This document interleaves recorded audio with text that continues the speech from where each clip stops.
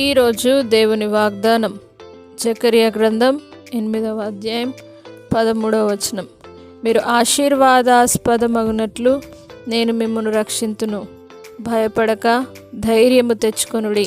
నా ప్రియ సహోదరి సహోదరులారా, దేవుడి రోజు మీతో వాగ్దానం చేస్తూ ఉన్నాడు.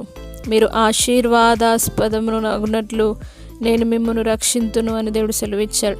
ఆశీర్వాదం పొందుటకు దేవుడు మిమ్మల్ని రక్షిస్తూ తప్పకుండా మీ జీవితంలో ఇంకా అనేక ఆశీర్వాదపు గడియలను దేవుడు తీసుకొని రాబోతూ ఉన్నాడు. మీ శాపము నుండి దేవుడు విడిపించి, ప్రతి శాప సంబంధమైన ప్రతి విధమైన శోధన నుండి దేవుడు విడిపించి ఆశీర్వాదంలోనికి నడిపించడానికి ఆయన మిమ్మును గూర్చి గొప్ప ప్రణాళిక కలిగి ఉన్నాడు. కాబట్టి దేవుని వాగ్దానం సెలవిచ్చిన ప్రకారంగా మీరు భయపడకండి, ధైర్యము తెచ్చుకోండి, ఆశీర్వాదము పొందుదురుగాక. దేవుడు మిమ్మల్ని ఆశీర్వదించి మిమ్మల్ని రక్షించునుగాక. ప్రార్థన.